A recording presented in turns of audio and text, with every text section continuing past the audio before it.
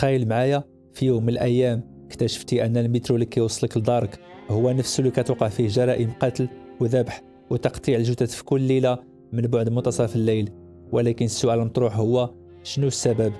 الجواب موجود في هذه القصه المرعبه والمخيفه المأخوذه من فيلم The Midnight Maid Train. القصه بدات مع ليون، هذا المصور الهاوي اللي كيبحث عن عمل قار في صحيفه او مجله محترمه. هذه صديقته مايا اللي ساكنه معاه في نفس الشقه وسط نيويورك. مايا قالت له عندها صاحبتها سميتها سوزان اللي عندها استوديو تصوير اللي ممكن ليون يدفع السي في ديالو ليها وراه يقدر تقبله. وبالفعل ليون مشى لعندها ودفع وثائقه والصور اللي كياخذ. ولكن صاحبة الاستوديو ما وافقاتش وقالت له بلي مازال خاصك تجارب كثيره باش تطور من مهارتك في التصوير. ليون رجع للشقه ديالو وهو محبط، ولكن في طريقه وكيف باقي الايام كيحاول يلتقط صور مختلفه ومتنوعه للناس. ولكن هذه المره شاف مجموعه ديال الشبان كيتحرشوا بفتاه في احدى محطات المترو. ولكن ملي التقط لهم الصور خافوا الشبان وهربوا. الفتاه جات لعند ليون وشكراتو بزاف، وملي مشات تركب المترو كان راجل قريب للباب وفتح ليها الباب. ليون صورها وهي داخل المترو. البنت كأي شابة دارت الكيت وكتسمع الموسيقى. لحظات جا وراها رجل ضخم وضربها بمطرقة على راسها ولحها مغمي عليها. الغد ليه ليوم مع صديقته في الشقة معلق جميع الصور اللي كيلتقط. ما اقترحات ياخذهم لسوزان تاني باش هاد المرة يقدر تقبلو. بالعشية ليون مشى للمطعم مع صديقه، والمطعم اللي خدامه فيه صديقته بالضبط، وهما مجمعين شاف صحيفة وفيها صورة للبنت اللي تكلم معاه في المترو واللي صورها يوم أمس وبلي راها اختفت. في أول خطوة عمل هو ياخذ الصور ديال الشبان اللي تحرشوا بها لعند البوليس وخبر الضابطة بكل شيء ومعاه صور. ولكن في موقف غريب قالت باللي هاد الصور ماشي أدلة قاطعة وطلبات منه يغادر. من بعد مشى لعند سوزان وناقشها على الصور، ولكن بدون جدوى ما وافقاتش ولا المرة الثانية.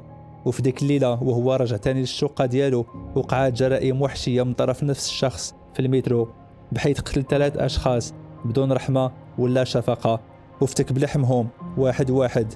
ليون كان جالس في إحدى المحطات وشاف هذا الرجل الضخم مر من قدامه. غريزته الإنسانية دفعته يشك فيه بسبب ملامحه الحادة.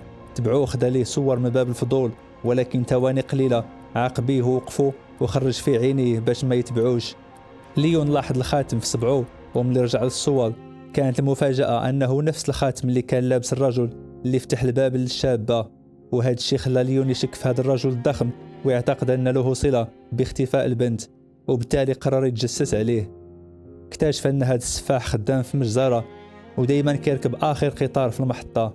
تبعوه وصوروا كيف العادة، وملي بغى يركب نفس القطار وقفوا بوليسي بدعوى أنه ممنوع يلتقط الصور في محطات المترو.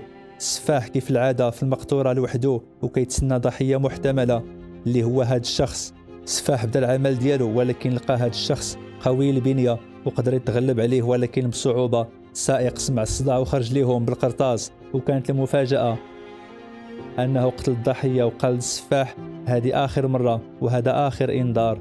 هذا الشيء بين على أن السفاح والسائق مشاركين في سفك الدماء، والمقطورة عامرة جثث بطريقة المجزرة. مايا لاحظت باللي معظم الصور فيهم نفس الشخص. قال لها باللي هذا الرجل هو اللي كان آخر مرة مع الشابة ملي اختفت في المترو. قالت باللي هذه خدمة البوليس، شنو دخلك في الموضوع؟ ليون قرأ في الصحف أن الناس مازال كيتختفي في محطات المترو بشكل غريب. هذا الشيء دفعو تاني يتجسس عليه للمرة الثانية، ولكن هذا المرة بطريقة مختلفة، وهي يدخل المجزرة ويشوف شنو كيعمل بالضبط. السفاح عاقبيه وهو في وسط المجزرة هرب. وملي دخل الشقة ديالو لقى مايا غضبانة على التصرفات ديالو ملي دخل عند الناس للمجزرة وهما خدامين بشكل عادي. ليون قال لها بلي داك الشخص عنده صلة باختفاء الناس، والخريطة كتوضح تفاصيل الاختفاءات. ليون هاد المرة قدر يركب في المقطورة المقابلة للمقطورة اللي كيكون فيها السفاح. ثواني قليلة شاف أبشع منظر في حياته اللي هو سفك الدماء وتقطيع الجثث بطريقة وحشية وبدون أي رحمة. السفاح شاف ليون وتبعوه باش يفتك بلحمه ويكون الضحية الموالية. هرب لعند السائق باش يطلب المساعدة، ولكن ضربوا السفاح وطاح وغيب. ومن فاق لقى نفسه معلق على طريقة الخرفان في المجزرة. السفاح طلق كائن غريب على ليون بحيث قطع لحمه، ولكن الغريب في الأمر أنه ما قتلوش، خلى فيه علامة في صدره وطلقوا يمشي للدار. شافتو صديقته تخلعات على الحالة اللي ولا فيها، عاود ليها كلشي وقال لها هاد الكائنات كياخذوا الجثث وكيقطعوهم وكياكلوهم، ولكن ما عندنا حتى دليل، حيت السفاح خدا ليا الكاميرا اللي صورت بها كلشي. مايا قررت ترسل صديق العمل ديالها جورجي للغرفة اللي كينزل فيها السفاح في الفندق. صديقها تردد ولكن اقتنع في الأخير، وبالفعل ملي دخل الغرفة لقى أسلحة كثيرة ومتنوعة اللي كيستعملها السفاح في الجرائم ديالو، ولقى كذلك كاميرا ليون. ولكن لسوء الحظ السفاح كان متواجد في الغرفة، وهذه كانت آخر لحظة شاف فيها جورجي. مايا مشات تبلغ على اختفاء جورجي، ولكن الضابطة ما صدقتهاش وطلبات منها تغادر. مايا قررت تبحث على جورجي بنفسها، وملي بغات تطلع الغرفة وقفات عليها الضابطة ومنعتها. مايا حسات أن البوليسية نواياها سيئة ومتورطة في الجرائم والاختفاءات، وهددتها بالبيستولي. الضابطة قالت لها إلا بغيتي تعرفي الحقيقة اركبي في نفس المترو اليوم بالليل. وبالفعل مايا ركبت في المقطورة بالضبط، وملي شافها صديقها ليون التحق بها باش يمنعها، ولكن ما قدرش، ولحسن الحظ ما طاحش على السكة. مايا لقات جثث كثيرة معلقة وهي مرعوبة، ولقات كذلك جورجي معلق وعلى مشارف الموت. السفاح دخل عليها وحاولت تقتله ولكن ما قدراتش، حاولت تهرب ولكن السفاح وقفها بطريقته الخاصة. دخل ليون في الوقت المناسب وحارب السفاح بكل قوة حتى قدر يتغلب عليه ولاحو من المقطورة.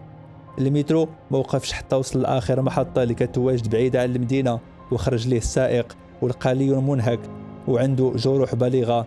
بغى يتهجم عليه ولكن بيد وحده قرر يرفعه للسماء، وهذا الشيء بين على أن السائق كائن ماشي عادي وعنده قوة هائلة وطاقة كبيرة. وقال لي احنا كائنات غير بشرية، كنا عايشين في الأرض قبل الإنسان وكنا كناكلوا لحم الحيوان، وملي ظهر الإنسان لقيناه أحسن وأسهل، وباش ما يتكتشفش أمرنا في المدينة اختارينا أحد الأشخاص اللي يقوم بالخدمة وهي يجيب لنا جثث كل ليلة، وكان هو السفاح.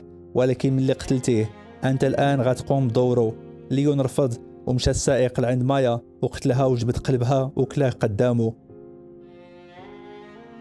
وفي هذه اللقطة البوليسية عطات لائحات فيها أشخاص لشخص مجهول باش يقوم باللي كان كيقوم به السفاح، وهذا الشخص هو ليون بنفسه. القصة انتهت وبالتالي انتهى الفيلم. موفي سبيكس بالعربي تشكركم على المتابعة وإلى اللقاء.